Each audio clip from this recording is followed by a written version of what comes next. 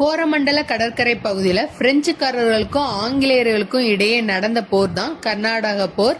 ஐரோப்பாவில் நடைபெற்ற வாரிசுரிமை போர் காரணமாக இந்தியாவில் நிகழ்ந்ததுதான் முதல் கர்நாடக போர். 1746 சமயங்கள்ல நடைபெற்றது. அடையாறு போர்னு சொல்லப்படுறது சாந்தோம்ன்ற பிளேஸ்ல மாஃபூஸ் கான் தலைமையிலான நவாப் படைய கேப்டன் பாரடைஸ் தலைமையிலான பிரெஞ்சு படை தோற்கடிச்சிருக்கோம்.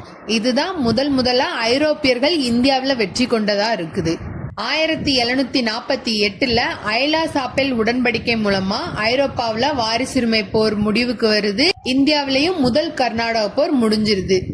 அந்த உடன்படிக்கையின்படி பிரெஞ்சுக்காரர்கள் ஆங்கிலேயர்களுக்கு சென்னை மாகாணத்தை திருப்பி கொடுத்துருவாங்க. இரண்டாம் கர்நாடக போர் இது இந்தியாவிலே நடந்த வாரிசுரிமை போராட்டத்துல ஐரோப்பியர்களின் மேலாதிக்கத்தை காட்டுவதுதான் இந்த போர். கர்நாடக நவாப் பதவிக்கு அன்வருதீனும் சந்தா சாஹிப்பும் போட்டிக்கிட்டு இருப்பாங்க. ஹைதராபாத் நிசாம் பதவிக்கு நாசிர் ஜங்கும் முசாஃபர் ஜங்கும் போட்டிட்டு இருப்பாங்க. இதுல பிரெஞ்சுக்காரங்க முசாஃபர் ஜங்குக்கும் சந்தா சாஹிப்புக்கும் சப்போர்ட்டிவா இருந்திருப்பாங்க. பிரிட்டிஷ்காரங்க நாசிர் ஜங்குக்கும் அன்வருதீனுக்கும் சப்போர்ட்டிவா இருந்திருப்பாங்க. பட் ஆம்பூர் போர்ல அன்வருதீனை கொன்றுவாங்க பிரெஞ்சுக்காரங்க. சோ அதனால சந்தா சாஹிப்ப நவாப்பா அறிவிச்சிருப்பாங்க.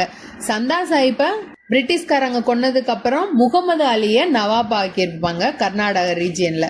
பாண்டிச்சேரி உடன்படிக்கை மூலமா இரண்டாம் கர்நாடக போர் முடிவுக்கு வந்திருக்கும். இதுல 2 பேருமே அவங்கவுங்க இழந்த பகுதியை திருப்பி கொடுத்திருப்பாங்க.